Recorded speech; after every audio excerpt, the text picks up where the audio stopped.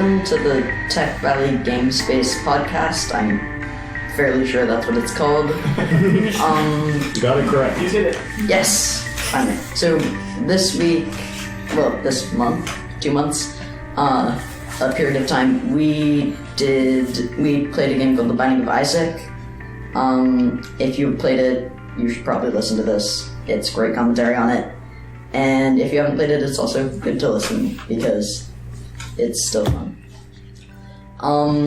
And The Binding of Isaac, if you don't know what it is, it's a Steam game you can get on Steam, and it's the story of this kid who, his mother is trying to kill him, and he escapes into a basement because he's, for some reason, has a trapdoor to his basement inside of his room, and then he goes through different basements and, like, through basements 1, caves 2, and through all of these different segments, and then he reaches the final boss, which is Mom's Foot, and you fight Mom's Foot to win, and it's very hard. I've only beaten it once, and I'm not sure if anybody else here has beaten it, besides Ollie here. Ollie? Yeah, so it's a great game. I love it very much. I had very much fun playing the game, and if you haven't played it, I strongly suggest that you go out and get it.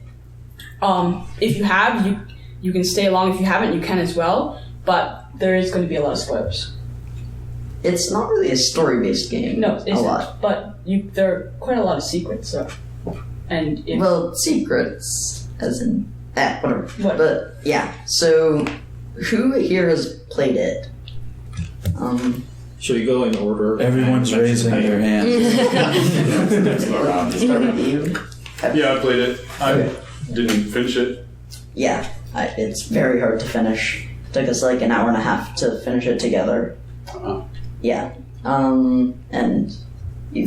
I've beaten it. I'm trying to remember how many times I've beaten it. 100 times. I will say this. This was like my most played game of like 2011, 2012, 2013. You played it before. This is like what I play instead of Solitaire or Minesweeper, basically. Yeah. So I got very good at it over the years. Can people just say their name as well before you say how long you played? I'm Dylan. I only played for about 5-6 hours before. I suck at it. Nowhere close to being finished, but it's a good time. I'm Robert. I played it probably around 3 or 4 hours, and I have not finished it. It's very difficult. Go ahead. No, mention your name. I'm Marcus, and I didn't play it, but I want to hear what you all have to say about it. My name is Taro Mia. I played it for 4 hours-ish, and I'm infuriated with the controls of the game. Did you use Joy to key like they told you to? Joy to key. Yeah, if you go to the controls setup, they tell you to go download Joy to key. I don't trust my Xbox 360 controller. It totally worked. It made it awesome. Yeah, it does make it better, but I don't know. That's exactly what I did, was plugged in my 360 controller and set up Joy to key. Yeah, but my right stick on my don't use the Xbox 360 controller. That's the problem. Yes, my right stick on my 360 controller is... I didn't use the stick. I set the shoot to the X, Y, and A and B buttons because it's better than using the stick. And I used I'm Anthony, and I used the D-pad to move around. You non-believer. Wait, what? I believed in it. That's why I used it. You non-believer in joysticks.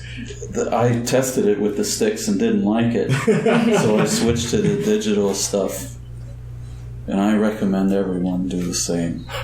I don't trust my 360 controller, though. That's my first problem. If you even want to play this game. And I'm not sure I would have had it not been the Game Club game. Did I like it? I don't know. I spent 6 hours playing it. So I think I liked it in some way. I think it was pretty miserable.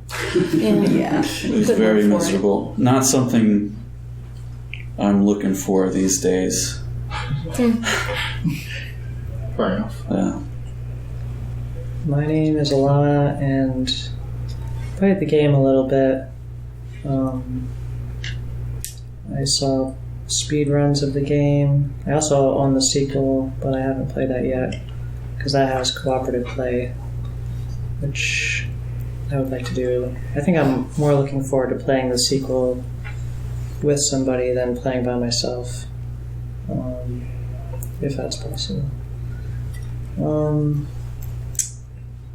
And I didn't beat the game. I don't really care if I beat the game, because I saw the ending cutscenes and I wasn't impressed, and I'm sure there's some reward for beating the game. Looks like you get items, but... Seems like this is like the journey is its reward, if you want to call it that. Yeah. If you like that kind of thing. Am I good? Can I? Yeah. Okay, my name is Kat. I played about 20 minutes of the game. I really like the controls. It was super fun.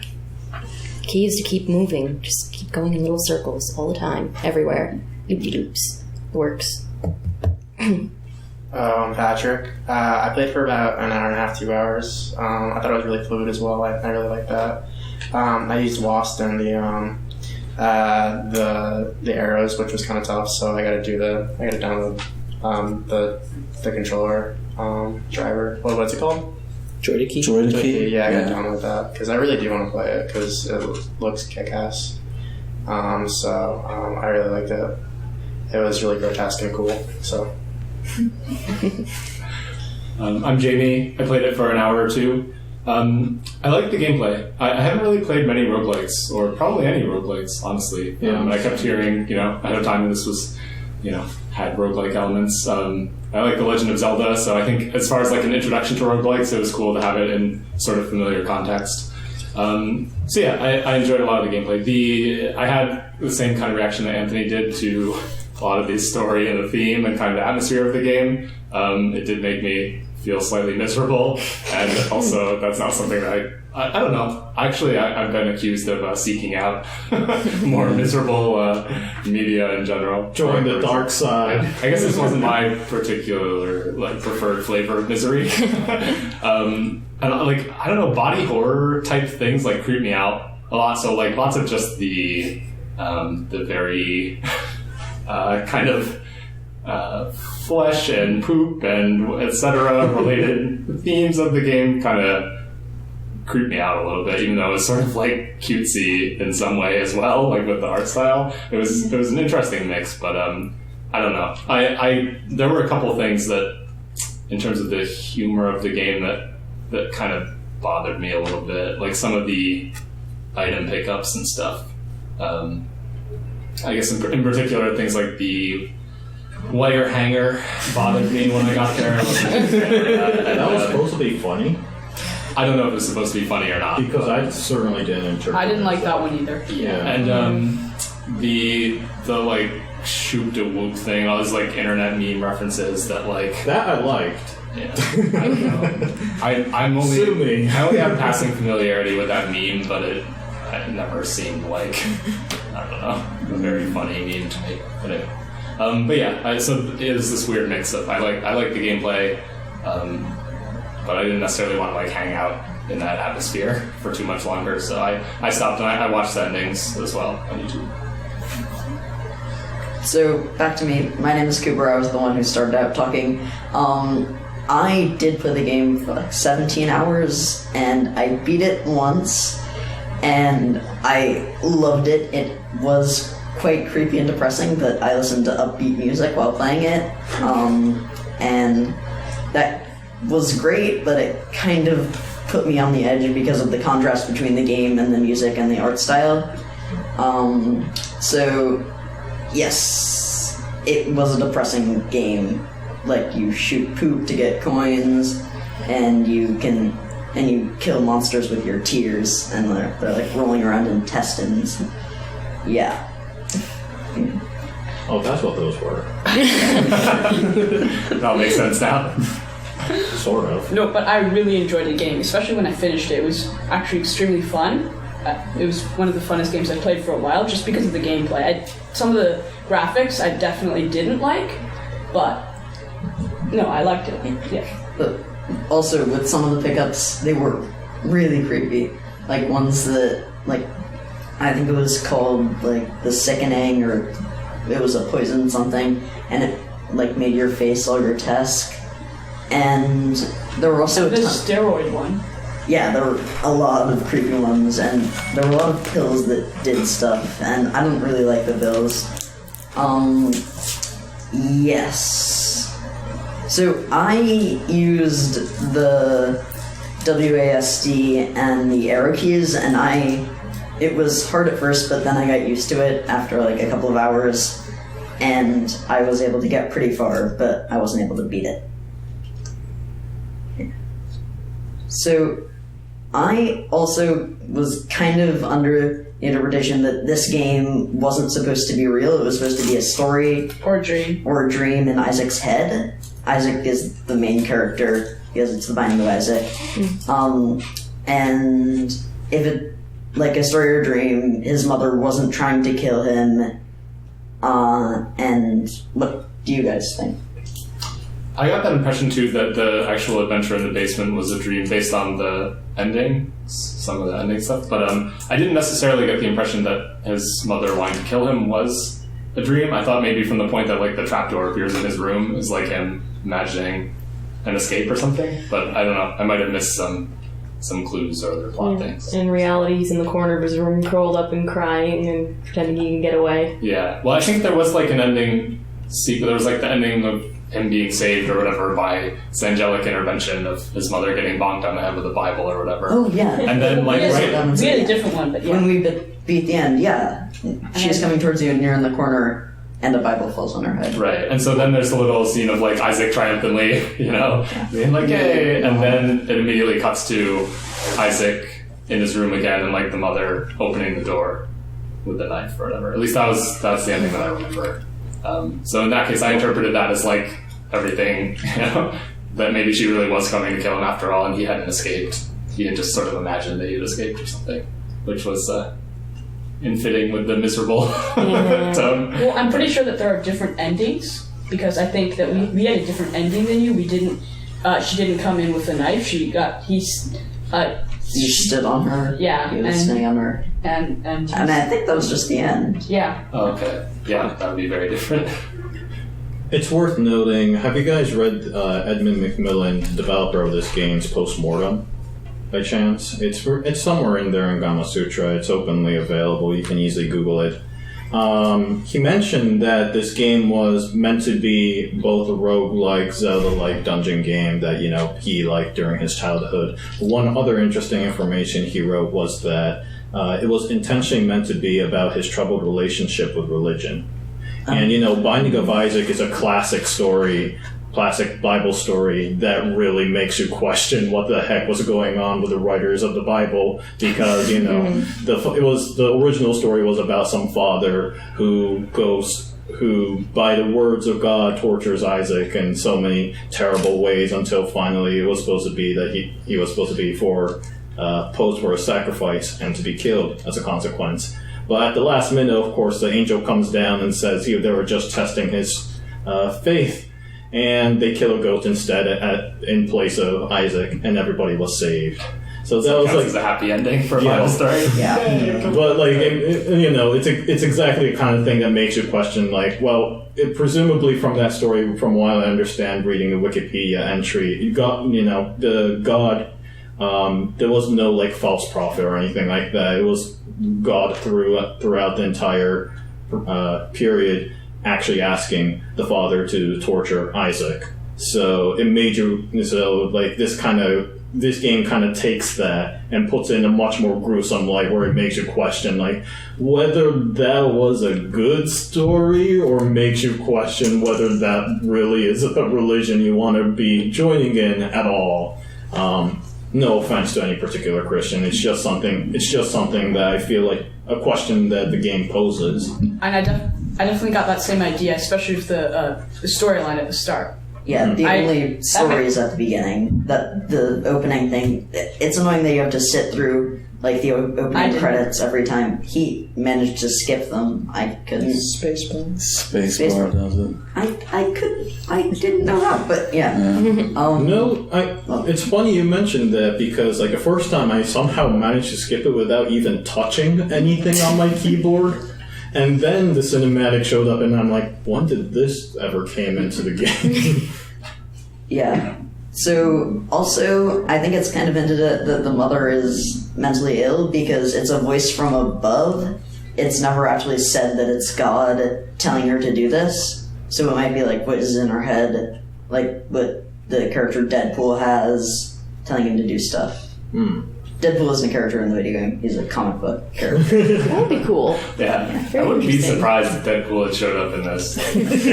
I mean, but that in itself is a commentary on religion, and that every religious folks, no offense, like believe that another being is speaking to them.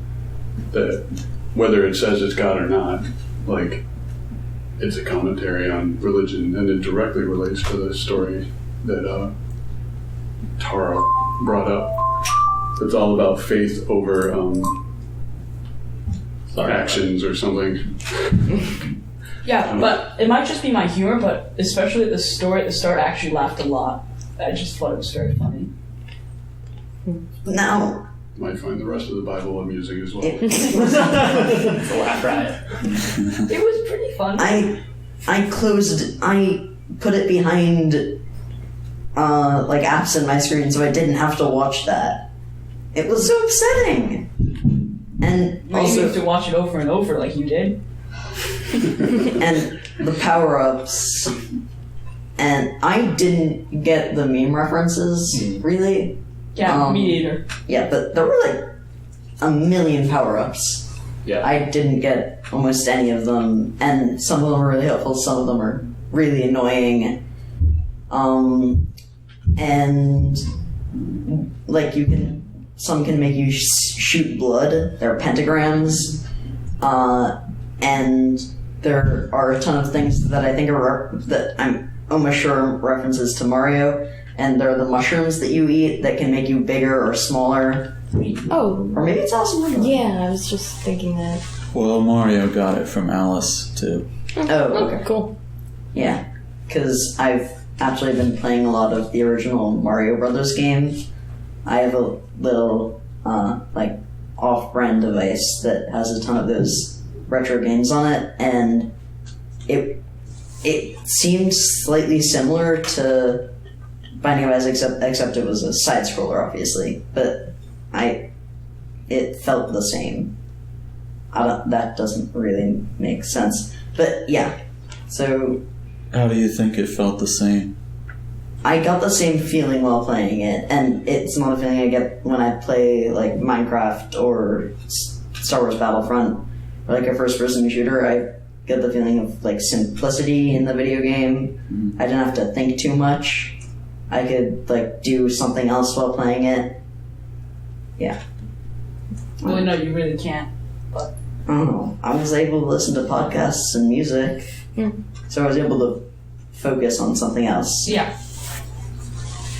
I mean, like, kind of going back to the whole religious, and there's also power-ups as well as enemies, that kind of falls under this category. What kind of religious, if not some sort of references that you were able to find that you found were either interesting or were kind of mildly offensive as memes was being brought up? I didn't really find a lot like that, probably because I haven't read the Bible and I haven't really been in tune with memes for very long. And I don't like social media, so I don't know anything of that, but some of the stuff was weird. Like, yeah, all of the power-ups were very strange. Creepy. A couple of the power-ups that I found that I thought directly related to the religious undertones in the game were one was a cat of nine tails, which shows up in one of the biblical stories. And I thought it was humorous because Isaac then shows up with a bunch of scars on his head from the cat of nine tails, which makes him cry more so he can shoot faster. So it was kind of awesome. And the other one was a power-up called stem cells, which is an obvious, not obvious, but a lot of religious folks disagree with using stem cells for research. And he had a baby attached to one of his eyes. It didn't look like a baby when he was straight on, but when you shot to the right, it was a full-on baby like attached to his head, which I found pretty amusing. That reminded me a lot of the things like the companions where you get like a baby that floats around and shoots with it. It reminds me of like the old late 90s, early 2000 dead baby jokes. Yes. Wait, what's funnier? What's worse than 10 babies stapled to one tree? One baby stapled to 10 trees? Something like that. Those jokes? Yeah. I never heard that one. Yeah. I'll have to remember that.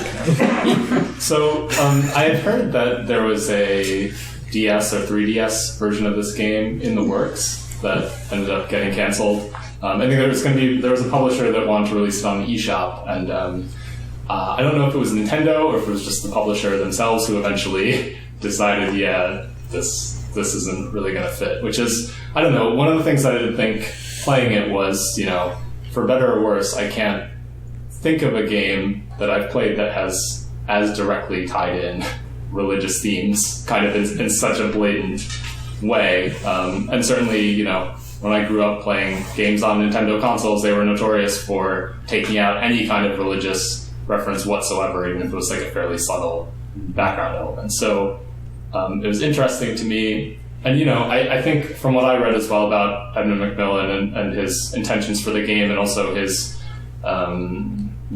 life growing up and his family, apparently his family is, fairly religious. So I don't think that this was just necessarily like him completely trying to be like button pushy. Like I said, I think there were some it seems like he actually grew up kind of steeped in all of this stuff, and it definitely like filtered into his psyche or whatever, and so he's just like interpreting it through his own lens and stuff. But I don't know. I was interested in the fact that they were even pondering putting it out on a Nintendo console, and then that it ultimately didn't come out. It seems like there still is some reticence somewhere, Didn't they eventually release it on Rebirth is on the Wii U and the 3DS. Okay. I think that was like a really long battle with them, but I think it was easier because they had Nicholas as a developer and the publisher. So right, and Nicholas already produced a cave story on the Wii. That makes sense. Yeah. So, have any of you actually played the sequel Rebirth? Binding of Isaac Rebirth? Is it good? Well, for one thing, it's definitely technically better. Just the frame rates and how everything works. Everything kind of works how Edmund wanted to. Because one thing is interesting, if you look back through the whole development of Isaac, is a lot of the stuff they put in was mostly because that's how Flash would work. So with the new engine, they were able to actually make characters and items work how he wanted them to work. So it feels a lot better. It's a lot more balanced. The content feels a lot more balanced. Do you guys know about the cathedral level? And I don't think so. No. There's a cathedral level? In the Rebirth. No, that's in the original too. Oh, how? Where is it? So after you beat Mom, do you guys only beat Mom once? I beat it twice, but I was there the second time. And after you beat Mom, it unlocks the womb levels, which is pretty it's self-explanatory, I guess. Oh. Where you're just in Isaac, his mother's womb, and then you have to kill her heart at the end, and that's the technical end of the game. Oh, I didn't know that. Yeah, so that's a weird, gross part. And then if you beat that a bunch of times, you unlock the cathedral, where it's basically a lot of religious imagery, where the end boss of that is Isaac, just normal Isaac, except he's super powerful, and he's one of the and this is where it gets a lot into the story stuff and a lot of the religious imagery. Like he's really powerful, so you have to beat him, and then beyond that there's the chest, which is just like the hardest level in the game because like every room is like basically boss rush, and then you have to fight like Blue Baby. Do you guys get to Blue Baby? I don't think so. But This is all news to us. I had no idea. That's That Yeah. means that we've only played like 50% of the game. Yeah. Like, the game is designed like you have to beat it like 9 times, I think, to like even get to like the new levels and stuff, and then it just gets like harder and harder from there. Okay, so you seem to be like the expert on the game. Yeah, Have you played those?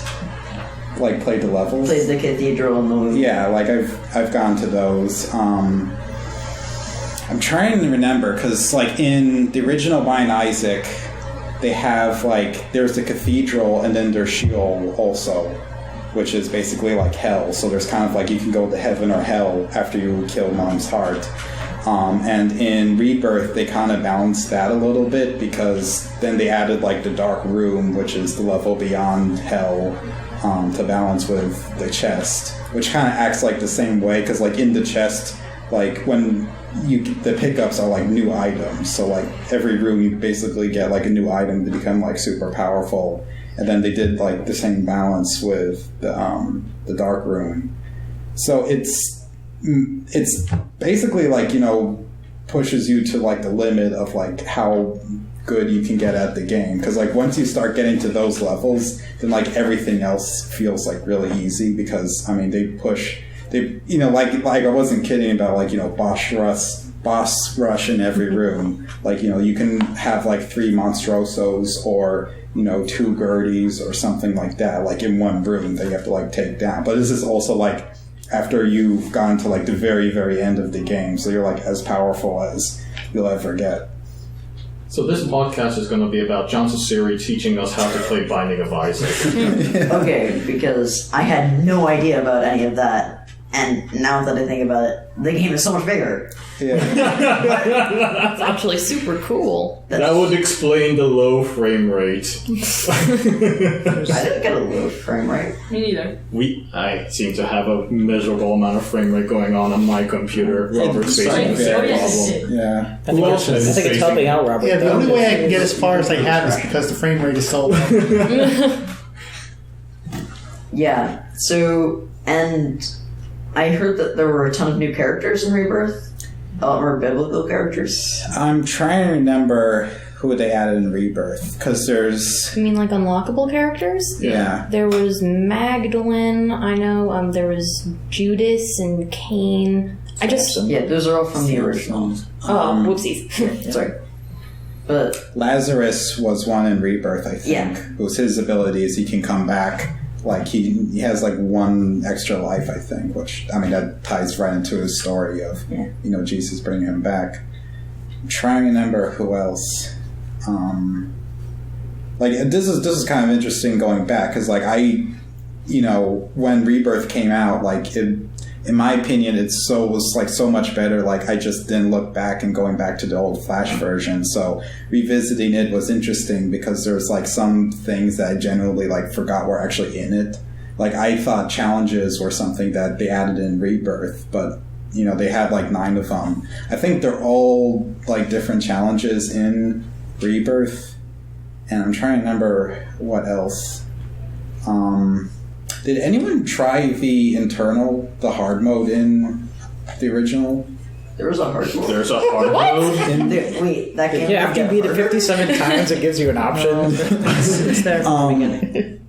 Yeah. So all of the characters in the original game are all biblical references. Those are the ones I got.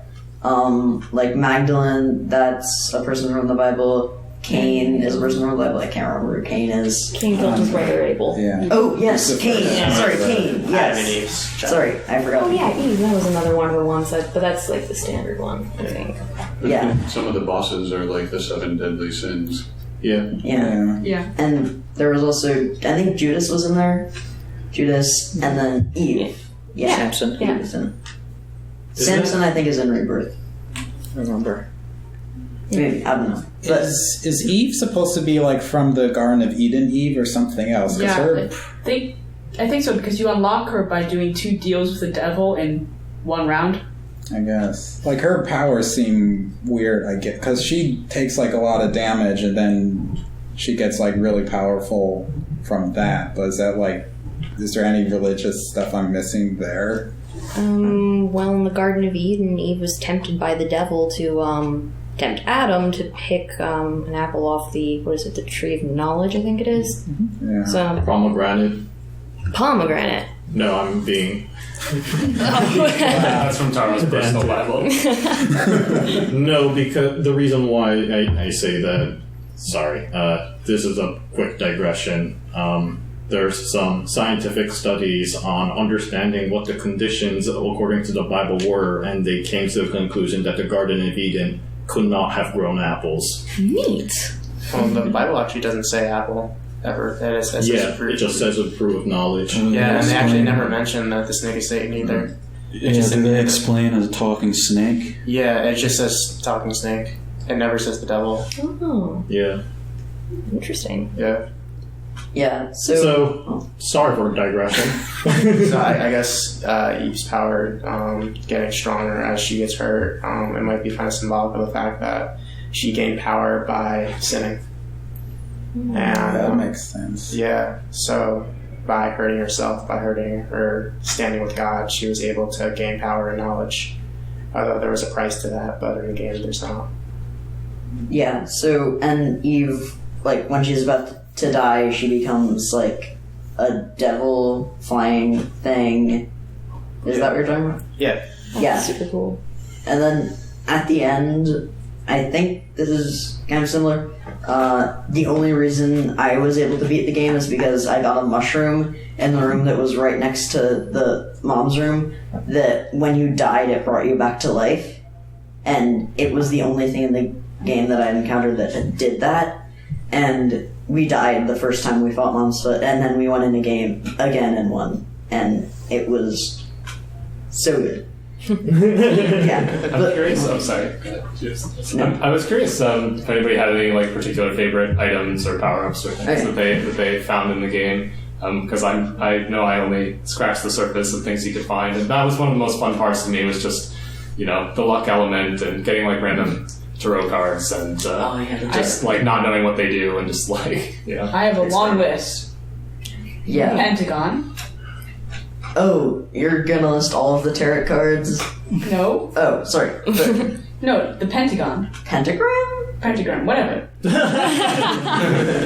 the Pentagon is kind of, pretty big for a power-up. Whatever, the one that makes your attack more powerful. Pentagram. Yes. The one that makes your tears blood. Yeah. Yeah. What about it? It's really good. Yeah, that was one of the best. But there are, like, 3 different types of power-ups. There are ones that affect your character that are, like, buffs and, like, a damage up. There are ones that you can use with the spacebar that, like, give you better powers or, like, shoot something really powerful, like a bomb or something. And then there's one that you activate by pressing Q that you can collect pretty easily, and that's how you get tarot cards and pills. And the pills are the most infuriating thing in the game, because in one game, it was actually the game that we beat the game, we got 3 pills that gave us tears down, a pill that gave us range down, and a pill that gave us speed down. And we used all of them, and it was so annoying. The pills are just the worst. But sometimes they give you, like, full health, so you have to use them every time. Yeah. I personally like the 3 eyes power up myself. I actually like all the cards a lot, too. And I'm probably going to disappoint Jamie here. I do like to shoot the whoop power up, mostly because it's easy to use. And also because I happen to actually know what that was referencing, Dragon Ball Z. I happen to know what that was referencing. I knew exactly what the power-up would do as I immediately acquired it. So I thought, you say, like, meme references and it kind of makes you feel not so great. I give the game some credit because where it does use the meme references, it uses it in such a way that informs me what the mechanics of that object were. So, like, I don't, especially with the shoot the whoop and the troll face bombs, like, I could tell what they would do immediately by looking at them because I happen to know what the references were and could react accordingly. So those were one of those few points where, like, the visual reference, it would inform me what the item would actually do. I don't think it's simply because it's a meme that that bothers Jamie. I think it's something else. It was that particular meme in that case, because it's, you know, it's not everybody agrees on, you know, that meme, but some people have said it's sort of like a reference to blackface and things like that, which so I've always, you know, whenever I see that meme, I start to get a little uncomfortable. But some people say that's just kind of what Cell looks like in DBZ. And it's just a slightly exaggerated version of Cell or something. So. No, Cell doesn't look like that. I'm pretty darn sure Cell doesn't actually. I haven't watched that DBZ to really remember what Cell looks like.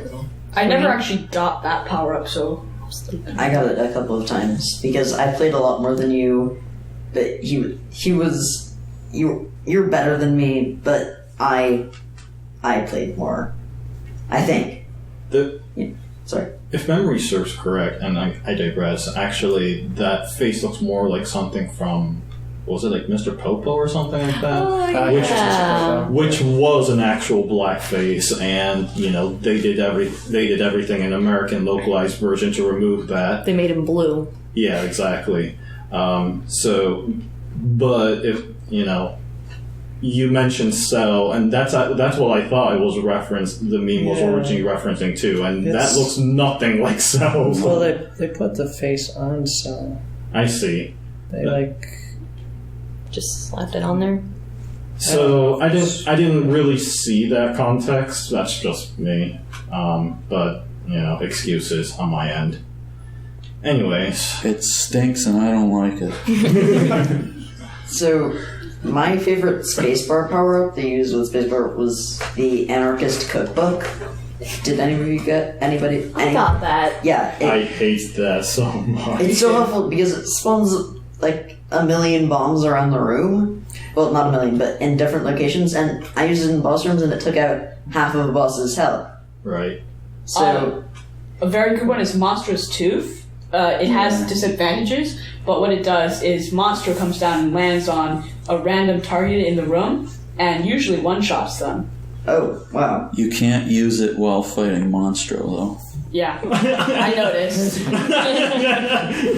That's attention to detail. They actually changed that in Rebirth, so now you can. Yeah. Like, it does just one-shot him. Nice. See, now you need to get the new one. Did they in Rebirth fix the one thing I didn't like was you only had 4-way shooting mechanic? Did they make it so you can shoot diagonally? It everything kind of actually works on a curve now. Like you're able to shoot diagonally.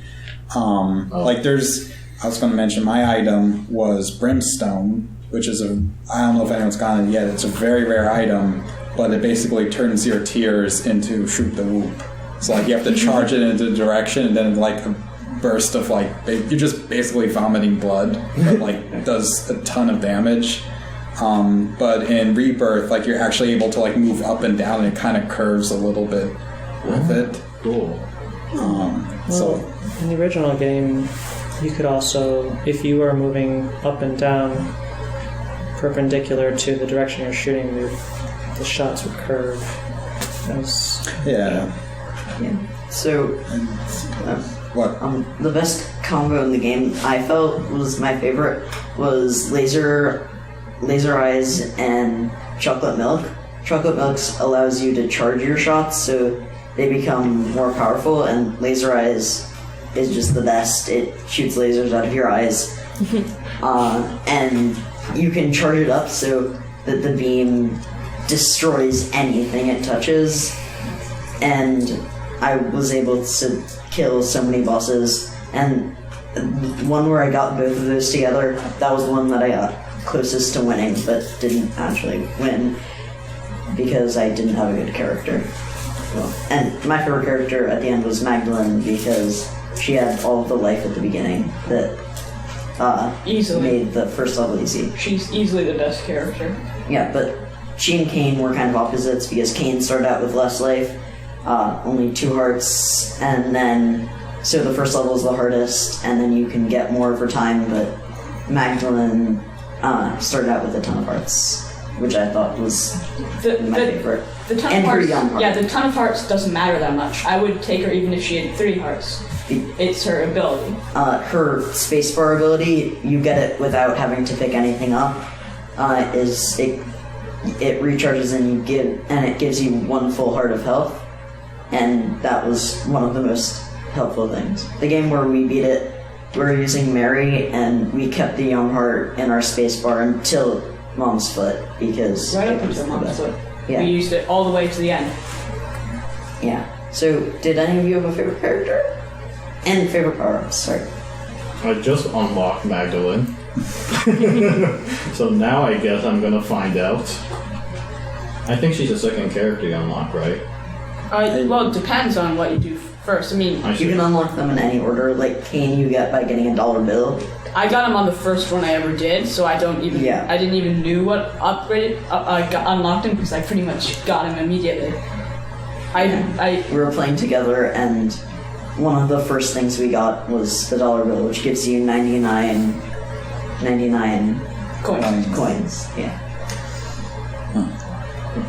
I liked Eve because she had the dead bird that would attack stuff if you got hit. Oh yeah, the dead bird. I didn't get Eve. Yeah.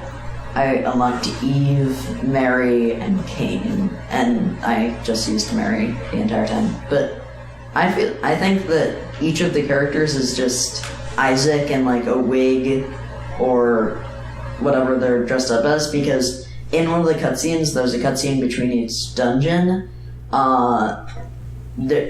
Isaac gets a box, and inside the box is the Mary wig, and he puts it on, and people laugh at him. So that's why I think he is all of the characters. I cheated a little bit and I watched the Game Theorist episode. And I watched that too. It was so good. Yeah, they said if you unlock, or if you saw the cutscenes, at one point Isaac has a sister and a father, and I guess the sister may have died and the father left, and then the mother starts treating Isaac like a daughter. So she's the one that gives him a wig in one of the cutscenes, and it's a lot more negative than if you watch all the cutscenes than just one playthrough. Yeah. It's actually, that was something I noticed, when you watch the introductory cinematic, they start off saying like, Isaac and Mom had a happy life, but throughout the entire game, when you're playing it, you kind of realize very quickly, like, Isaac clearly didn't have a happy life. He kept getting bullied and whatnot, assuming that's all true, of course.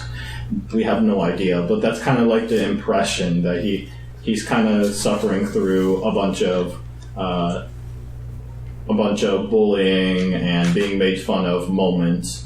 So it makes you like really question, how much of the story is actually true, because right from the get-go you're already treated with an unreliable narrator. Yeah. So, sorry. Is anything? I don't know. I never questioned whether it was real or not. I just assumed it was. Yeah, because in between the cutscenes, your character is asleep, and then it's a little thought bubble above your head that has it in it, and a lot of the things were pretty terrible. Like, one of them was people pooping on Isaac. Oh, God. Yeah. That one was particularly bad, and he was, like, being bullied, and there was one with a girl in it, and I'm not sure if that was the one with the sister. Huh? One of them, they pants him, and he's giving flowers to a girl, and they pull down his pants. Oh. It was kind of terrible. He ran out of toilet paper, the one that I saw. He was very distraught. Somebody opens the door and laughs at him. Yeah, that's right. That's what happened. Because he ran out of toilet paper.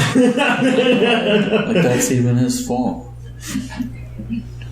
Yeah. I just it wasn't there to begin another with. level of the Christian overtones, and that Christians believe that they're the most persecuted group on the planet, and all of these things happening to him either did happen or he believes that they happened to make him such a persecuted main character. I remember reading somewhere that all the cutscenes are him doing drawings, so the impression is that the only things that are real in the game is when it cuts to him looking through pictures and stuff, and that everything else is his imagination. Yeah. We thought that maybe it was some sort of book or comic book thing. That it was him writing a story, because at the beginning, the story mode, at the beginning, the story is his drawings, and it has like his name in the corner, and throughout it, like when you pause the game, it's a drawing, and it has all this stuff, and it seems to be he wrote all of it. And at the end of the game, it also gives that same impression. Yeah, they're drawings. Well, even when you die, too, when you leave the will, it says, "This is what killed me." Yeah. Right. So if you had gotten killed, you would end up writing, "This is what killed me." Here. Yeah, this is And today. Take all my stuff, cat. I leave all of my stuff like to my my favorite cat Gutty. Yeah. So, also, the creator of this isn't he the one who created Meat Boy? Yeah. That really creepy game where you're just a piece of meat and you're running around through spinning blades. No, he's a boy without skin. Get it right. Okay, that's even worse. There's at least one ending that references Super Meat Boy as well. Yeah. Yeah. The whatever it is, Dr. Fetus or whatever the character. Yeah. Now I'm wondering about the creator's life. Yeah. Did anyone see Indie Game the movie? Because that's like I'm about to make a million assumptions about him, and I probably shouldn't do that. But like, he did say that he did not have a particularly happy parental life with it, especially in regards to his stepdad. But like, there's also one part where he doesn't really talk all that positively about his own mom either. So it makes you question, like, is this about his parents? Is Isaac himself Edmund, or is it some sort of expression of that? And I mean, like I say, those are all just questions. I'll obviously never know because I don't know him personally, and I haven't asked him the question specifically to him. I doubt he'll answer it. We did say that in some interview that a lot of it did come from his personal life, not specifically him, the scenarios, but that his family was big into drinking and drugs at one point, and then shifted toward becoming born-again Christians, and then pushing that on him. And him trying to balance the two. So. Right. Yeah, I mean, that to me, like, I guess thematically was the most interesting part of the game, was that it wasn't just this pastiche of, like, religious imagery and stuff, but that it seemed to be about how the character of Isaac was then interpreting and filtering all those things into, like, drawing or, like, whatever, his imaginative outlets and stuff, which does, I mean, it is easy to imagine a parallel there, I guess, between Isaac and Edmund, because obviously Edmund is well known for being like a very kind of singular artist in some ways. Like, he has a very particular style that he can identify, and that kind of becomes Isaac's style of like drawing just throughout the game. And yeah, I don't know, that to me is more interesting than when I was just initially interpreting it as like it's kind of straightforward story that happened to have lots of religious stuff in it. Mm-hmm. What I found very interesting in the starting scene, the art, how it cuts between like two clips where the lines are bigger and smaller. Two pictures. Yeah. Drawn. And that happens all the way through the game. You can see that all over the place. Is that just for graphics? I don't know. I liked it, but I'm not sure. Maybe it was like two people's drawings. The little weird wiggly effect on every cinematic. Yeah. That just looks like an animated thing. I mean, like, when you play the game, you can easily tell that Edmund is a really fantastic animator. It's just an art technique to make something appear less boring. If Right. it's just a static image, then you lose interest fairly quickly. But if you can modify that image, the minimum you need is 2, but it's better if you have 3, and I tend to use 4 in the artwork that I make, because then you're less likely to see the repetitious nature. So I noticed that as well, except the mother's face didn't do that. Yeah. The rest of her body does, but her face doesn't. But Isaac's face does. So I don't understand the artistic decision there, why he would make her face not follow that pattern of repeating imagery. speaking of repeated imagery, so the other thing Edmund mentioned about the game is that it was born from a week-long game jam that he did with Florian, I think was the programmer's name. And it kind of shows, because there's a lot of reused art assets in there. I mean, Jace, I assume you noticed that a lot, right? Yeah. Like, pretty much all the enemies are Isaac, with the body moving independently and the head, and they just keep swapping the head and the body. Yeah, it was pretty innovative. I mean, I like that a bit. Yeah, I didn't really didn't think of that as saving time or whatever. I thought they were more babies, the mother locked up in the basement or whatever. There was, like, in early media, I think, like, all the bosses and enemies were supposed to be, like, Isaac's brothers and sisters that had been, like, thrown down in the cellar and mutated over the years. But I think that was, like, when it was a much more literal game than it was. Mm-hmm. Yeah, sorry. No, you can keep talking. I didn't have anything else to add. Yeah. Well, I was just going to say that that's really creepy. And it's like the thing where in a, like, giant castle in some country in Europe, I'm not sure where, they found a secret room for all the children who were terribly mutated. And that's kind of like that. And that idea is always so creepy. You mean like children of the royal family? Yeah. Yeah. Inbreeding will do that. Yeah. See the people under the stairs. Great movie. Ooh, I don't want to watch that. Sounds interesting. I think I wanted to comment on something. I mean, a lot of people are talking about the story and the art, which I don't know. To me, I didn't really care much about the story. Like, I did get the idea that it was probably not really happening. But just in terms of the actual gameplay, I mean, I felt like the story was very... And even the whole theme itself didn't seem to jive with the gameplay itself, where it really felt relevant to me. I know it might... If everyone was reacting to the graphics being gross and like the way they name all the power-ups and stuff, but to me it was just gameplay stuff. Like I didn't care if it was blood or tears or whatever. Like to me it was just another weapon. Yeah. And like I didn't really feel like I think the gameplay is good and I enjoyed the randomness of everything and the way the roguelike aspects of the game, and you know, I do think the graphics were well done. Just to me, it didn't really... And I've seen like the whole game played through from different runs, so I've seen like all the different bosses and stuff. But to me, my impression of it was just a simple game with a lot of randomness in it, and as it does have that unique art style and story, but I feel like it's more like... You know, I do believe it was made in a game jam or something, because it seems like it's kind of just like crammed together. Like it doesn't feel like it's well planned out.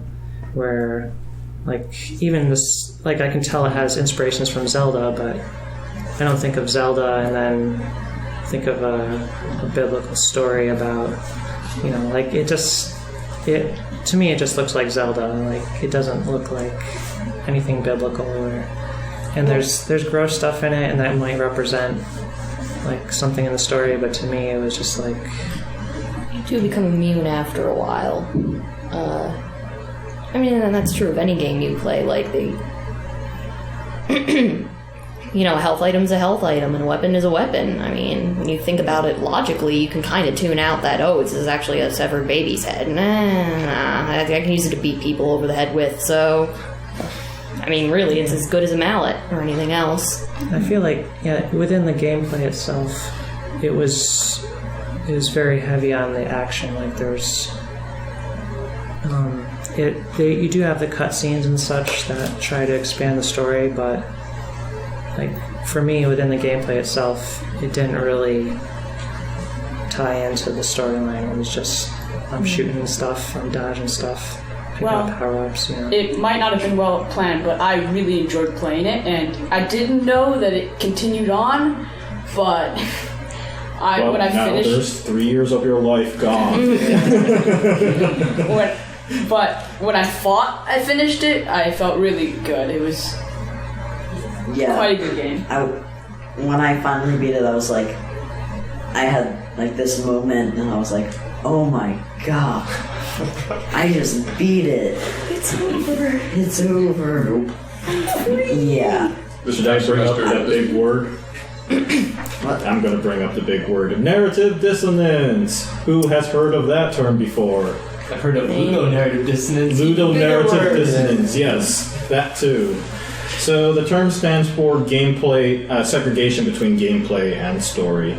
And this is a terrible time to bring it up because, as Alana pointed out, that's not exactly the best example of it. A better ludonarrative dissonance is something like, you can revive Aerith in Final Fantasy VII as many times as you like, but she still dies in the cutscene with Sephiroth, and it's like, why did that happen? How come there's a segregation between the story and the gameplay? It's not necessarily just segregation, I wouldn't say, but like mismatch, basically, right? Or conflict Logical between the two. fallacies, right? But that is the first word that comes to mind when I think about what Alana said, and I completely agree with her. That was my experience as well. It's like the gameplay feels so. The gameplay does for a game that really makes me feel uncomfortable when it comes to graphics. The gameplay doesn't make me feel that way.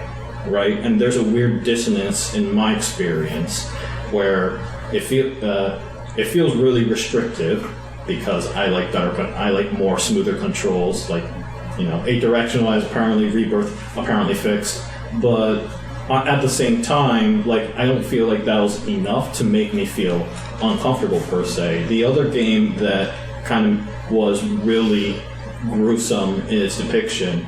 And it's kind of unfair to make a comparison because, this was sort of like a AAA game. But Killer 7 was another game that I played where it has some incredibly gruesome graphics. But at the same time, I felt like the gameplay was also meeting with that standard because it was such a restrictive, such an alien gameplay that it worked together with the graphics. So, I do get the sense that as much as the graphics were ugly and fantastic, in my opinion, in that sense, but it was not. The gameplay at the same time just didn't, to me, jive with the aesthetic. The gameplay was simple, and I think we talked about this earlier. It was simple, and if the aesthetic was different, I would probably play it and listen to a podcast or something, like you were saying earlier. Because that's something I do. So, I played Dungeon of the Endless. It's a sort of other kind of roguelike, and I'd turn the music down on that and listen to a podcast or something, and I could see someone doing that with this game. I wouldn't do it personally because I don't really like the look of it, but the gameplay is cool.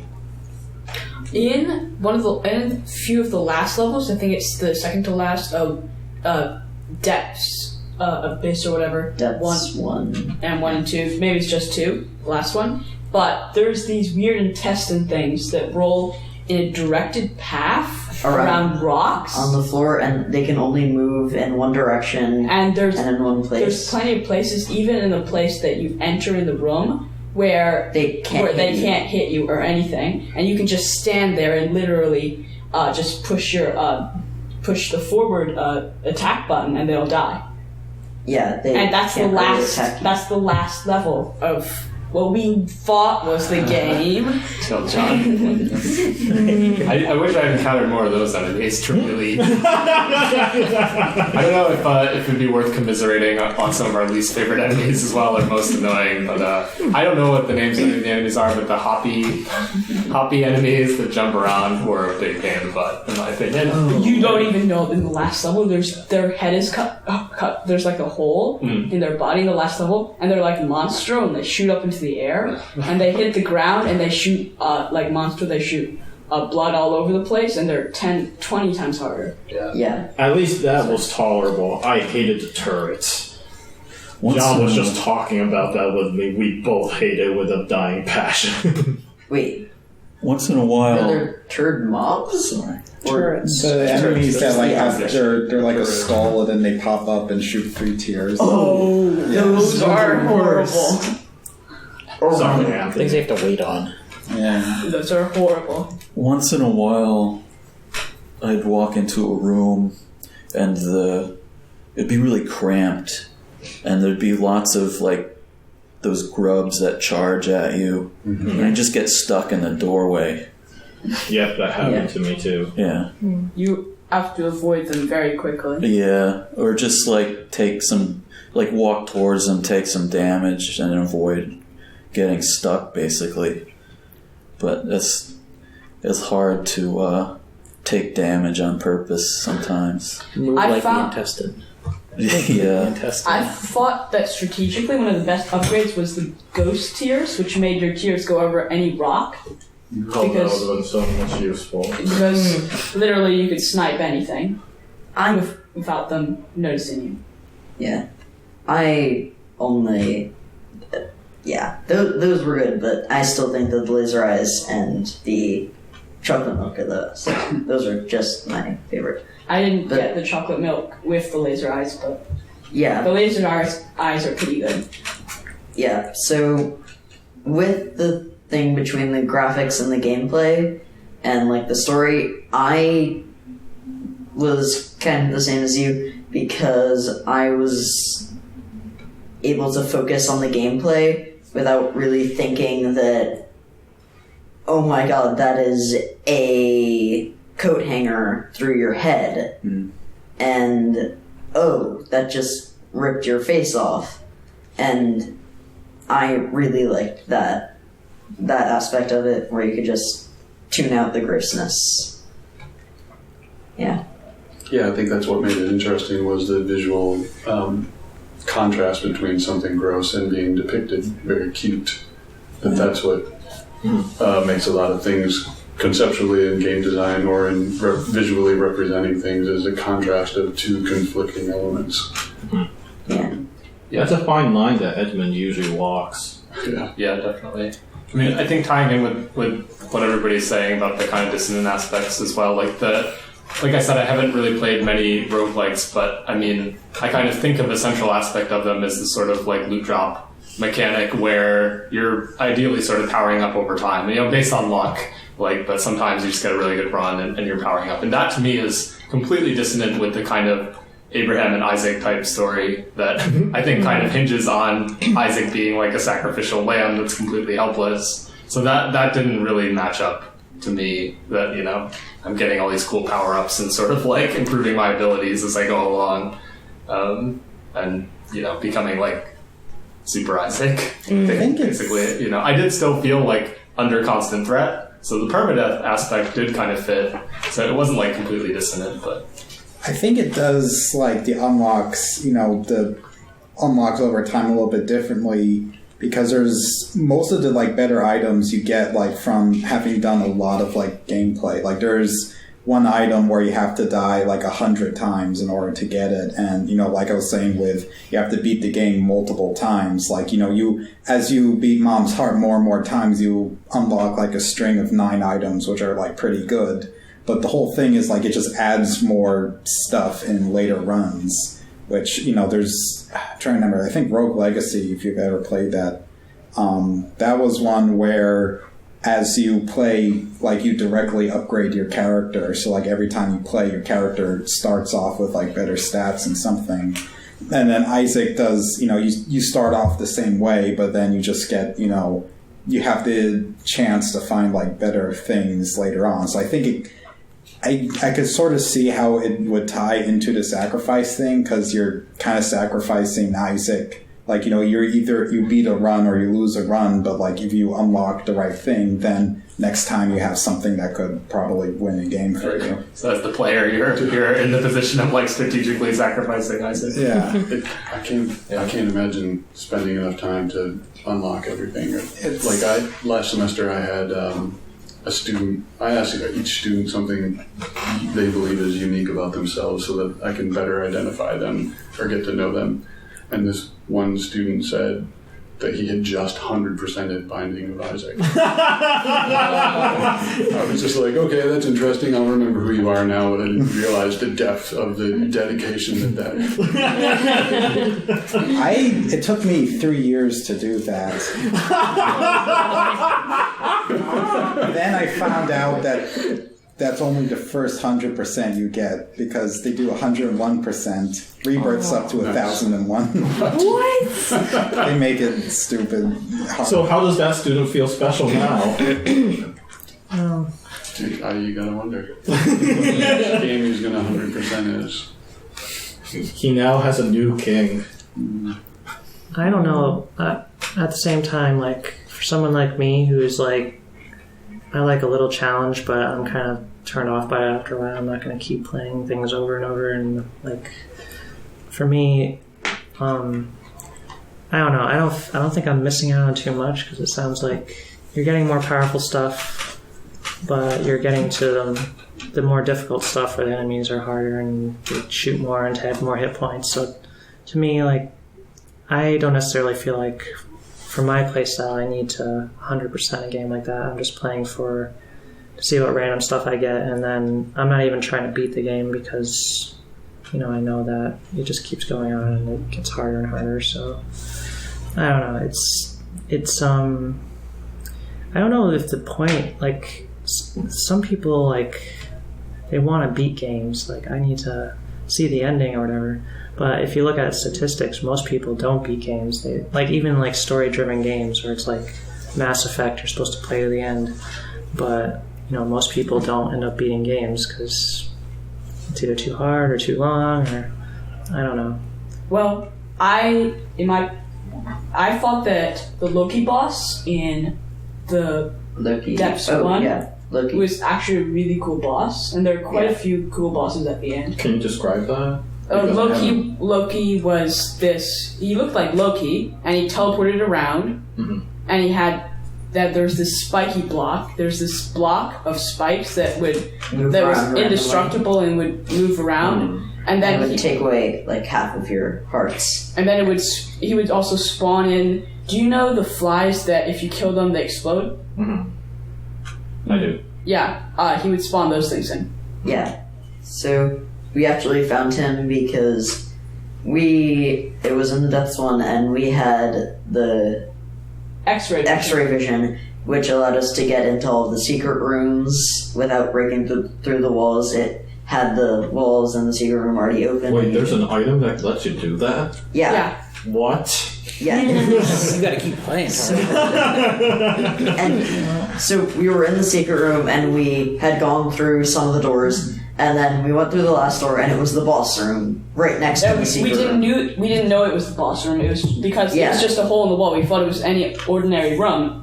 But it was the boss room. And I didn't know that they put the secret room off boss rooms, and it was so annoying because we hadn't really defeated a lot of the level, and we needed to get more stuff to defeat that boss. Has anyone here played Flux? This is going to be relevant, I promise. Flux is you have Alana? The card game. The card game? Yep, the card game. I played it, yes. Anyone else? I see Jason, John, Robert. I think Dylan, we played it together in an IGDM meeting. I remember. Okay. And Anthony, I hate that game. Yeah, not a fan. I'm like somewhat reminded of Flux when discussing about this Binding of Isaac, because Flux was a game where the end result was such a disappointment, where you win by matching the condition of what the goal was. Oh, yeah. But the entire point of the game was to constantly change the rules such that it would be to your favor. And I often play that game with complete disregard for making the rules helping me, and more about just screwing up the game such that nobody could figure out what the rules of the games were anymore. And I feel like Binding of Isaac kind of encompasses that experience really well, in the sense that you're constantly questioning what's going to happen next, but you're not really all that interested, at least for me, I'm not all that interested in beating the final boss. I'm more interested in, alright, what am I going to encounter next? What kind of item am I going to get next? And that kind of stuff. So, Sorry. personally, I found that was the most entertaining part of the game. And that's something I was going to tie into what I was saying earlier, is that I don't think this is the type of game where it necessarily lends itself to like everyone 100%ing it and seeing everything. Like, there are some games out there that are more linear, and that's like the opposite of the roguelike, where everything is random and there's a whole bunch of stuff. But like, it's sort of like if you sit around watching a TV show, watch a TV show, movie, like talk about it. Remember this part? Oh yeah, I remember that part. You're relating to things that you've all experienced the same thing, and that's one kind of communication that people do with this. But this one, I think it's more like, because of all the randomness, you can bring new things. Like at one time, I did this. Like that random element allows you to share this.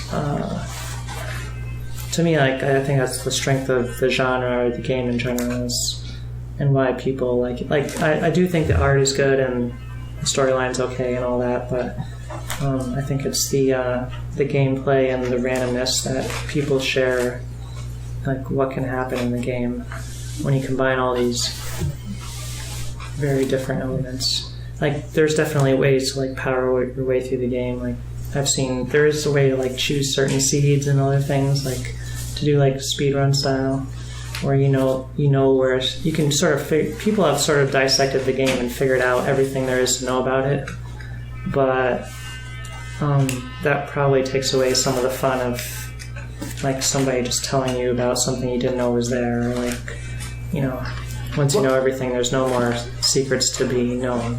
In other words, there's no more surprises for you. So, about what you're saying, I am the kind of person who will complete a game completely, and I get really annoyed if I can't. Like, there's this one game, and it's the original Mario game, which I was talking about. I still haven't beaten World 1, and there are 4 levels to it, and I've gotten to the final one, the final guy who I'm playing against. Bowser, yes, Bowser, and I've gotten to him, but I can't get the axe to kill him. I am so angry. I probably played that game for like 5 hours, and I just repeat it over and over. I will reset the game like 50 times in one sitting just so I can beat it.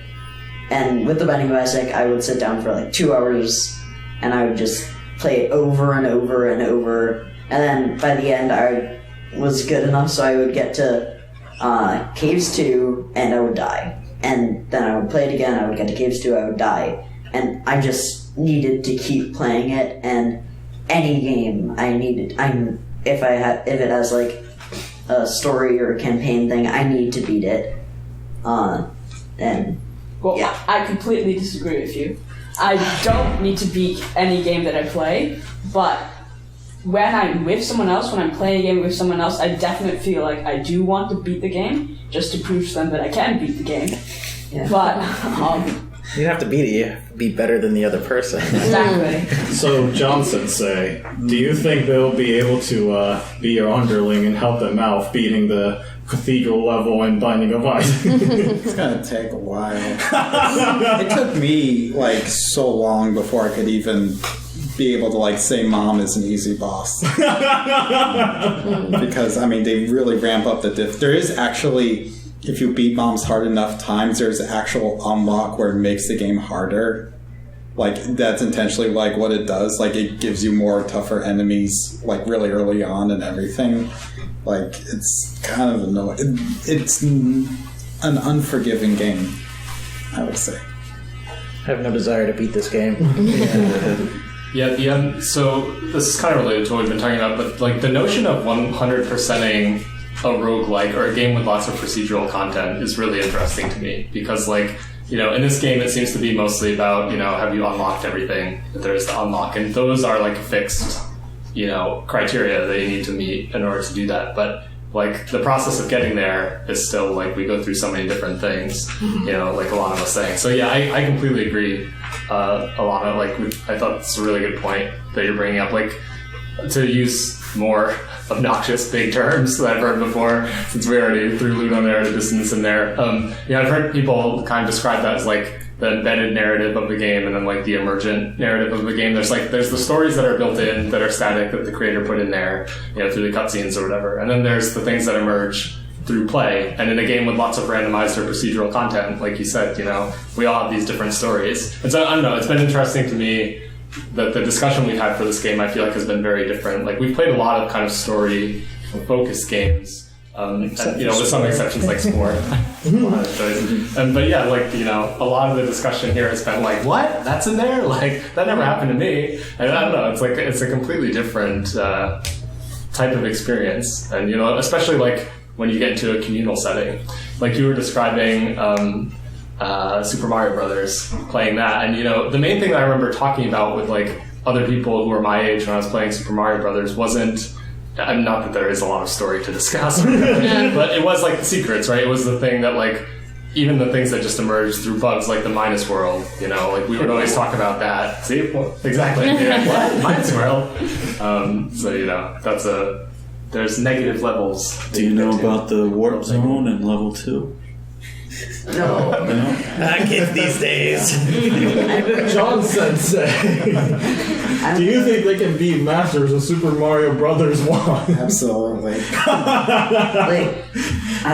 The only thing that I've found that you don't find in a normal playthrough is the hearts that you, like, there are 2 hearts that I've found in the first and second levels of the first world, and those are the only 2, like, hidden things I've found. That's a different game.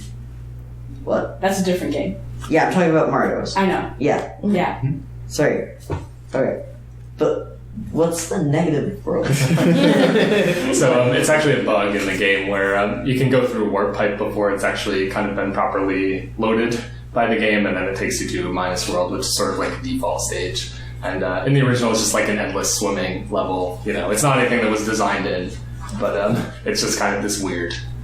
Don't you usually die because you get killed or run out of time? Yeah, I'm pretty sure it just kind of repeats until timer runs out.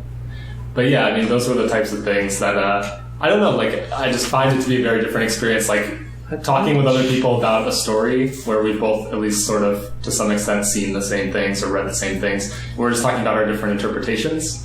But there was something, I don't know, I feel like this is like almost a cornerstone of how like gamer culture formed originally, and maybe why there was sort of this thread of kind of like exclusivity to gamer culture, which I don't really like, was like when somebody tells you about that secret, I don't know, there's like a bond that forms there. Where you're like, what? Like John telling us about now, we all know about that stuff, but not everybody else does, so we're super cool or whatever. Like there's cool aspects to that, and also like weird side effects that come from it. I know it's like a bit of a tangent, but it's just something that occurred to me while we were talking. I think that's a lot less prevalent these days, don't know, that you can just put everything up on YouTube, and I don't have to go to beat it 100%. I'll just, if I want to see the cathedral level, I'll just hop on YouTube and Binding of Isaac cathedral level. Yeah, that's true. Yep, I wonder if that's the thing that helps, like, YouTubers who do lots of Let's Plays, like, bond with their audience then and get, like, more loyal audiences. Like, I found out about this thing from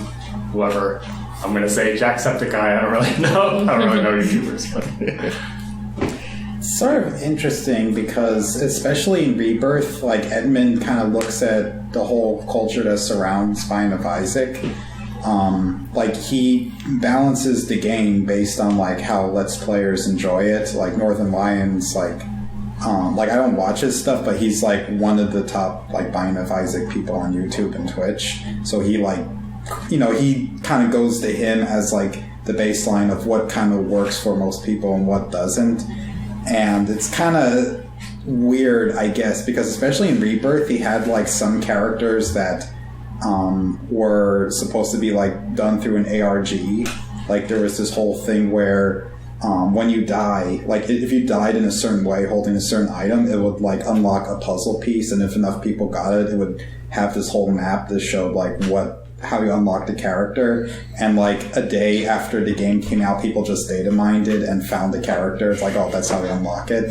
So he kind of like got really mad about that and kind of like, you know, changed how he approached content like that, because he kind of, I feel, expressed the same stuff you did of people care more about like 100%ing it, or feel like, you know, 100%ing the game is like more important than like actually getting to the journey being there, because like there were actual achievements and unlocks and endings tied to this character that, you know, you got through the ARG, like alternate reality game, like that could have taken like, you know, months, you know.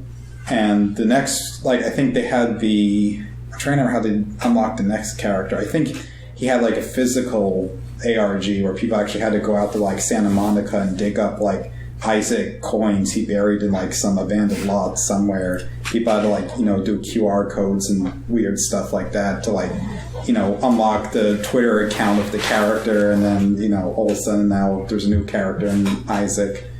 But that was actually, like, once they found that, if memory serves correct, they said that they'll actually make that a downloadable character, right? Yeah, like there was a patch that rolled out as soon as people figured out what the character was that added it into the game.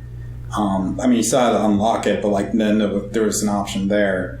But I feel like he kind of resents that a little bit, because he doesn't like it when people look at, like, you know, there's Wikipedias for Isaac everywhere, like it just lists like what every, you know, stat does, and like I use that like a lot of the time, because there's no way, like Rebirth has probably like 500 plus items, like there's no way you were able to be able to remember that off the top of your head. But I think he resents that there isn't like so much mystery around stuff anymore, and I think that's something that he's kind of tried to reflect into like later versions especially. So I thought that was kind of interesting. You were bringing that up.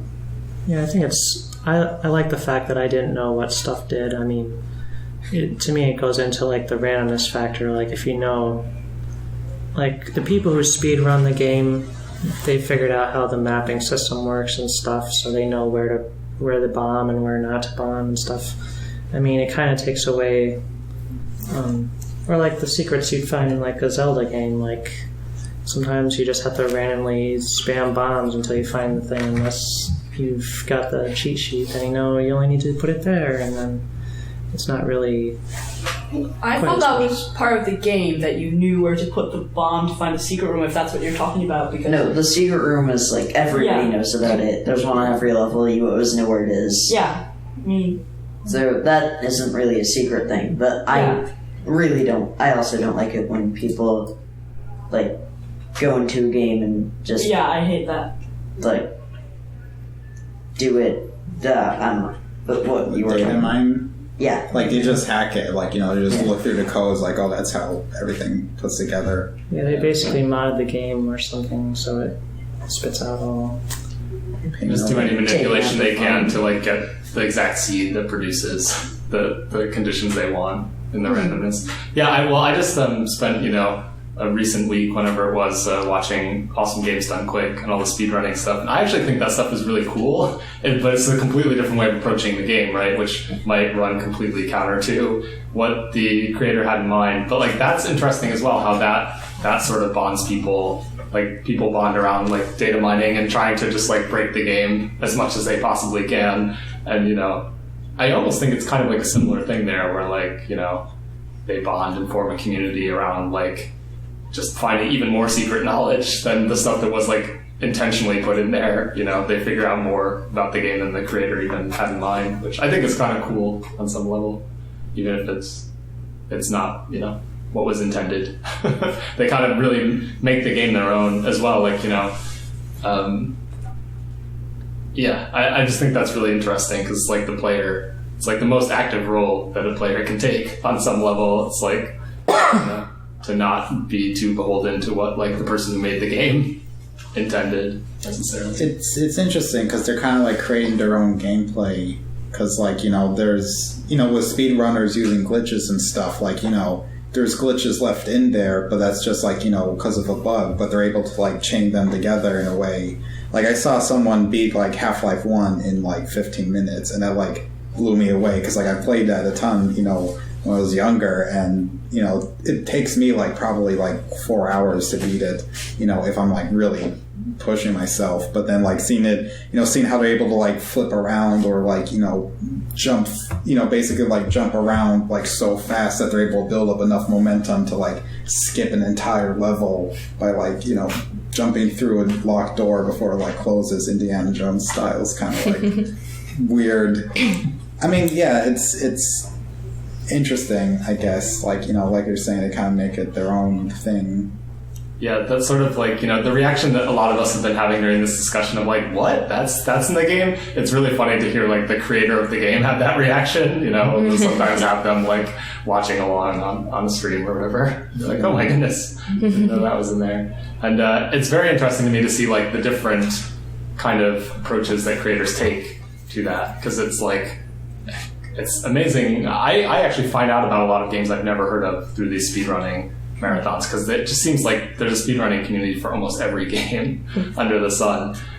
But like, there were they did an indie games block, and so they were talking to the creators of some games, and there was one creator who had talked about, they had put in a patch that fixed a bug, but the bug was like a crucial aspect of the way that the game had been speedrun, and so there was a lot of outcry from the speedrunners of it, and the person decided to just issue a new patch to unfix the bug effectively, because they didn't think it was affecting anybody who was just playing the game like the intended way. It wasn't causing any harm, and so they figured just allow the speedrunners to keep using it and stuff. Well, I mean, like the speedrun. Well, there's speedrunning. The Binding of Isaac has a seed, like when you start the game. I don't know how you can change it, but you can probably just type something. In Rebirth, there's like a way you can, before the run, you can actually type out like a seed. Like when you pause the game. I think it's only in Rebirth. I don't remember if the original had it or not. Yeah, I don't remember seeing any entry for seeds in the.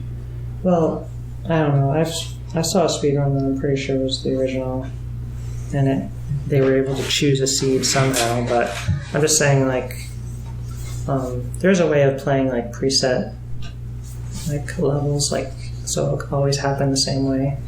I think that's interesting. Like finding, like they do in other games that have randomness, like Minecraft. They'll find a certain seed where it's advantageous for speedrunning, but I still appreciate people can beat a game really quick and get like 100% or do it the intended way, and not just find a very easy way to beat it really fast. But people can play not just an exploit, but have enough skill to beat the whole game in the intended way, basically. I think is also good. Or just like if they choose a random seed rather than choosing the best possible seed, or choosing the character that. Basically, they used Eve, I think it was. She gets like random powers or something to start with. Eden. There is like a character in Rebirth where it gets like a bunch of randomized stats, random items. Yeah, maybe that's what it start. is. So they would choose a seed and they'd choose that character, so they would know like what powers she would get at the beginning, and it was 2 really overpowered things, and they just list through the whole game basically using that. But, I mean, like, I think it's cool that somebody can beat like Super Mario World in 5 minutes, but they're not actually beating the game per se. They're exploiting memory glitches and stuff. So. Oh yeah, that's amazing. I love to see those kind of things. It's the programmer in me. Like even if I could do that, I would say, yeah, I wouldn't feel like I really experienced Super Mario World if I just played the game that way. And like, yeah, I beat the game, but I didn't actually play any of the levels. I feel that way about the warp zones in Mario now. I actually went back and played it just every stage without using the warp zones, which was what I always did when I was younger. which was fun. Was also fun. Did you ever beat the game? Yeah, not back then. I did this time. I'm just going wondering all the way through. I'm just wondering if your quote-unquote cheating of using the warp zones paid off. Yeah, I beat it with the warp zones. Yeah. Okay. Piece of cake. So, getting back to Binding of I Isaac. wanted to say something else. Okay. It's interesting how speedrunners make their own. Like, there's different sets of rules for different kinds of runs. Like, there's runs without this glitch and that glitch and stuff. So there's different. They make different rules, make their own game out of it. Basically, how was it they manipulated the seeds in Final Fantasy IV? Was it like they stepped on certain tiles? It's a very convoluted process. Yeah, they figured out which tiles to step on, how many steps they needed to take. Right. There's a step counter variable in the game, and Yeah. I guess that impacts other things like the seeding or something. I don't know. Even as a programmer, I sometimes have a hard time following exactly how they're doing what they're doing, which is part of what makes it fascinating to me. It's amazing how people can figure that stuff out. I don't know if they figured it out just by playing the game and just taking the steps on their own, or like. Yeah, I mean, a lot of times with playing the game and being able to have something that's kind of visually showing you the values in memory, and you kind of see like, okay, when I do this value changes, and start to see the pattern and where it's predictable. There's lots of other techniques. Using extra information that normal players don't get. Okay. So, we've pretty much done everything that there is for Binding of Isaac so far. Oh, I have one more thing to ask. So, in regards to the Binding of Isaac, regarding going back to the emergent gameplay, emergent narrative topic that we had, I feel like also the story of the game in and of itself was deliberately procedural as well, in the sense that a lot of the cinematics just came in seemingly randomly. It'll just choose a random ending, or it'll just choose a random mid-segment cinematic. Sometimes I got two cinematics that they're two of the same cinematics to show up, which is like, okay, well, Isaac doesn't like butts, I got it. But anyways, like, I feel like that was the intent. Did anyone else feel that way too, in the sense that there was really no one way to play this game? Well, I don't think it was that Isaac didn't like butts. I think that they were doing something specific that he didn't like.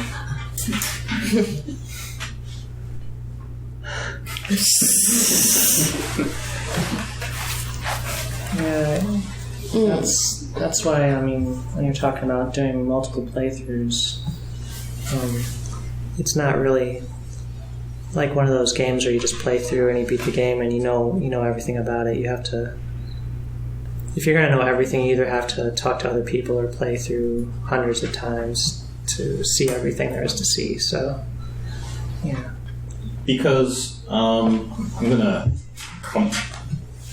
because like if anyone has seen the game theorist video on what the ending of Binding of Isaac Rebirth was about, you know, MatPat comes up with a specific conclusion as to what the game was about. But when I was playing it, I felt like the intent was closer to the Stanley Parable. Not to spoil too much, but there's multiple endings in that game, and they're all considered canon. So I felt like that was pretty much Binding of Isaac, in the sense that I know there were multiple endings in the game, and you can easily tell because there's multiple mid scenes in the game too. Are the endings random though? It depends on what bosses you finish the game on. Like the only real choice you get is like whether you go the heaven or hell path, basically. I see. And so, you know, there's like two sets of bosses for each thing, and then there's like I want to say there's like 4 endings, like according to each boss, but I don't remember how it goes. But yeah, I mean, it's kind of like that, where if you take the hell ending, there's like a lot of stuff where it shows Isaac kind of just ran and hid, or kind of like trapped himself somehow. Like there's some stuff that implies he may have like locked himself in a chest and died in there, and his mom finds him months later, which was pretty gruesome. I'm trying to remember how else it goes, because it's kind of, after the mom fight, like, they get into a lot of the, I think, symbolism, imagery that makes it kind of hard to tell, like, what's really happening and what's, what the interpretation's supposed to be. So there's a lot of multiple interpretations, especially Rebirth, it adds a ton of stuff. And then they had the new DLC pack that added much more story onto it too. So I think I would agree that there's like multiple canon endings. It could be something where you have to like kind of piece it together from how many times you beat it, or what, like across like all the endings, or maybe like snippets of truth, or what's the real thing inside it. Well, at least to me, like, it didn't feel like there was one true ending to the game. It's just any one of the endings could have been the right one. It was all just a matter of how you played. I wonder if the creator of the game actually beat it. He coded it, but did he actually play through it? They must have, between the two. Yes. Yeah. As he knew how to play it. He knew Yeah. the best strategy. Well, there isn't really a strategy. You have to be lucky. It's fairly rare for a game designer to, a game designer of Edmund McMillen caliber to release a game that he could not beat per se. What I mean by that is he has not at least beaten it once, kind of thing. Because generally speaking, you play your game so many times just to make sure that it is a playable experience. So I personally am very confident that he can actually beat his own game. Likewise, probably the same applies for the programmer especially, because he has to check everything and make sure that there's no bugs in the game. Yeah. I don't know, am I being pompous about that, Jamie? No. There's debug ways to get through the game faster. Like, you can skip ahead and not have to play through the beginning parts and all that if you have access to the code. But at the end of the day, I think if I was releasing a game, I'd want to make sure it was possible for me to beat something. And it doesn't seem like it's a ridiculously hard game that, people haven't beaten it.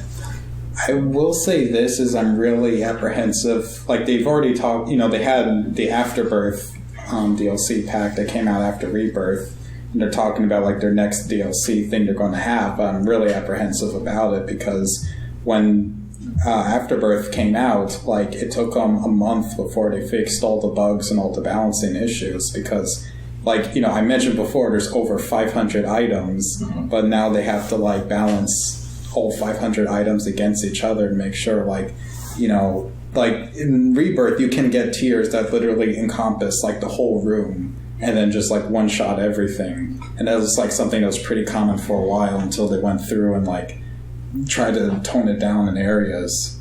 So I kind of feel like it may be too big of a thing to, even like bug test reliably. Like, it may be something where the only thing they could really do is just put it out there in a like non-crashing the game state and see what people think. It's kind of like how people talk about Smash Brothers, the fighting game, where there's so many levels and fighters that it's not as simple a system as some other fighting games that have less fighters and they're more straightforward, because there's so much variation in Smash Brothers. There tends to be a lot of emerging strategies and stuff, because there's so many possibilities of what people can do in that game. So, have we come full circle? There's... Yeah, we could do like final closing statements. Or who wants to say something that doesn't talk too much? Well, let's start with the host then. Okay, so overall, I loved the game, and I feel that I've learned a lot about it now, and I want to go back and play through it a lot more. Legitimately. Yes. Yeah, now that I've heard all of this stuff about it, and it's just one of the best games I've played recently. I feel almost exactly the same. I actually liked it a lot, and I feel everyone doesn't agree with me, but I thought the first storyline was funny. No, okay, It wasn't funny, but yeah, it was great. I will say this. If you attempt to try and like 100% it or to like get really good at it, find a way to multitask, because like I almost never play it without like either I'm working on something or watching Netflix, or most of the time I'm just like playing it as like a background thing, which I think helps a lot. And if I put too much focus on it, then the whole thing kind of falls apart.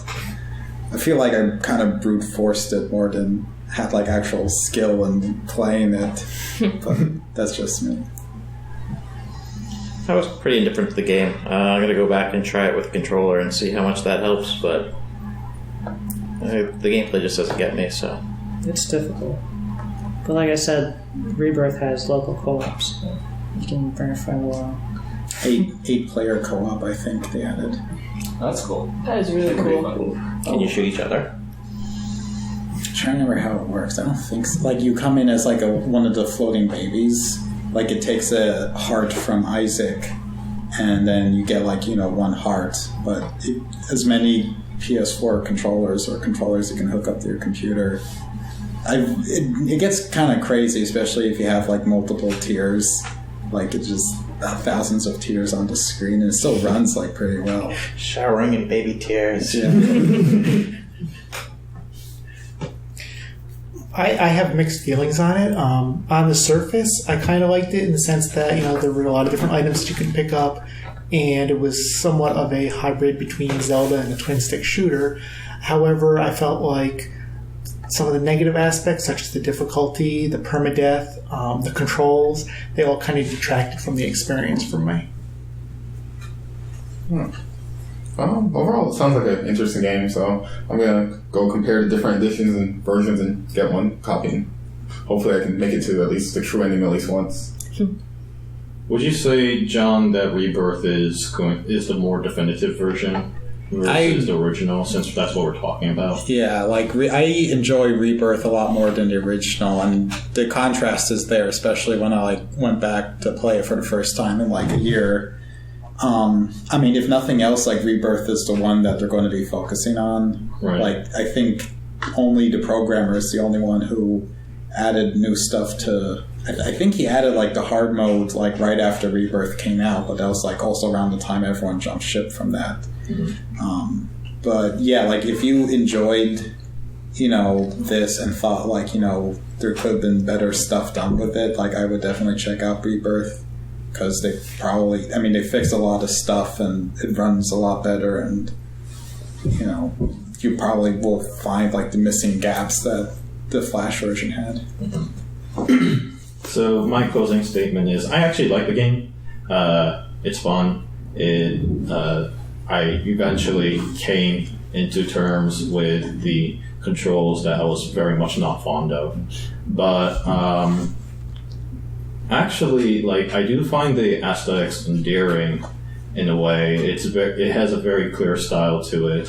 And it took me a while, but it was one of those especially when I started off in it, I thought that I wasn't going to like the aesthetics at all, especially since, definitely as a child and probably even today, a lot of blood and gore really disturbs me. But, even seeing at least what I saw at the first 4 levels, which granted may have been not as ugly, I came to kind of like it more as I went along. So, yeah, it's a very stylized game. I definitely appreciate that. It's definitely, it kind of gave me a good introduction to roguelike, and it certainly makes me interested in checking out others as well, especially since I like the very Flux-like aspect of things where you really don't know what you're going to get next, and that in and of itself is the entertainment of the game. I'm Anthony, and I may have liked it just fine if all the characters were like circles and squares and stuff, but I'm not really into the aesthetic. It's probably what makes the game interesting, but I'm not into it. Yeah, I think the artwork was well done, but to me it's it's a simple game that I would pick up and play a bit, but like I don't have that same. I don't plan on investing a lot of hours into it because I know it's a randomized game, so it's something I would play a bit. I think I'm interested in trying out the multiplayer aspects of the newer version, but I think it's well done. But I just wouldn't. It's not like. I don't think it's supposed to be a massive game. It's sort of like Meat Boy was, where it's a simple gameplay. There might be a lot of levels to it, but at the end of the day, it's like I personally thought the controls were fine, so it's just supposed to be something you can play pretty easily and do it over and over again, and because of the randomness, not get as bored with it. But for me personally, it's probably just not my style of game. Like I didn't particularly think the storyline and the graphics meshed well with the gameplay, but I think it's a good game for what it is. It's not meant to be like a $60 blockbuster story-driven cutscene type of game. It's a flash game. So that's where it comes from. Could you imagine if it was? It would be so grotesque. Yeah, that would be a different game. But I was able to live through Killer 7, so I'm pretty sure I'll be able to live through that too. I don't know what that is, but I'm assuming it's a very gory game or something.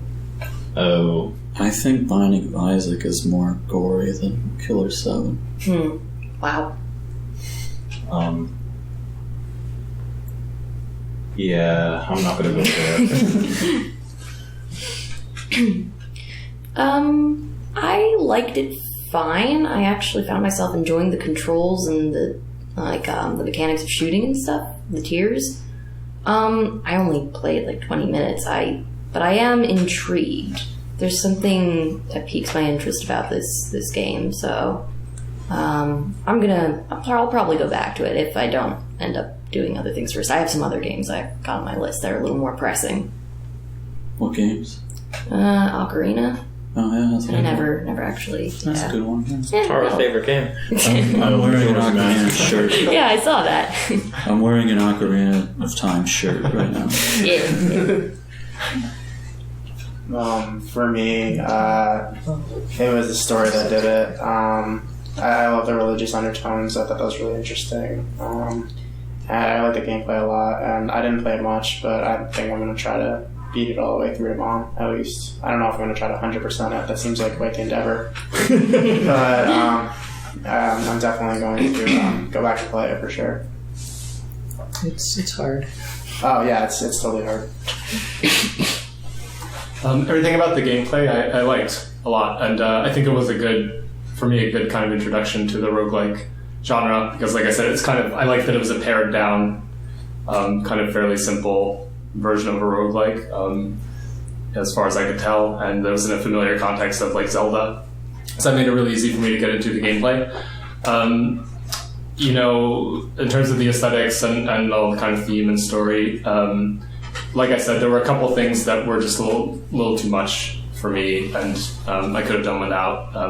Some of the body horror stuff was a little bit bothersome, but more just, a couple of specific things in there that could easily be lifted out without really changing the game. So if those few things I had mentioned weren't in there, I would have been having a little bit better time. It's just those things stuck with me and bothered me.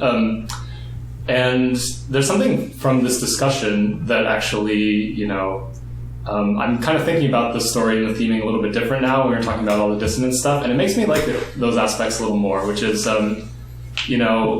I think of the sort of overall theme of the game, or the part that interests me, as the way that all this religious kind of iconography and all these things that you might be surrounded with as a child, like filter into your brain and your imagination. And then if you're like, say, an artistic kid, like Isaac or, Edmund or whatever, then like the way that comes out in like your imagination and kind of seeps in, and it gets all kind of mixed up in your brain and like your dreams and your thoughts and stuff. And mixing like that, like kind of expressing that and mixing it with a procedurally generated world where you've got all these little component pieces that just happen to have like a religious symbolism attached to them, and then like mixing them up in this random order, like to me kind of mimics that process of how like your brain kind of mixes up all this stuff that's around you. And like I think that's like a really promising thing. Like I'd love to see other games that kind of mix up like procedurally generated stuff with kind of like an expression of the way your brain also like generates these weird patterns and stuff. So I like that element of it. It's just I could do without a couple of specific like power-ups and stuff. But overall, I'm coming around on the game. Well, thanks for listening, and we'll see you next time.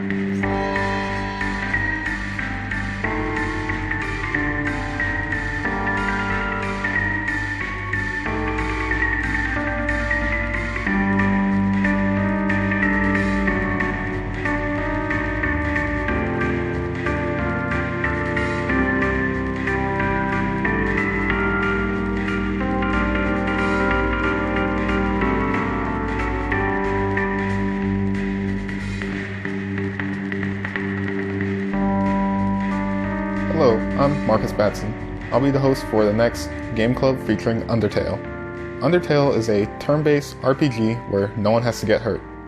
A full playthrough can be done in under 8 hours. The less you know, the better, and the game is available for Windows and Mac at undertale.com.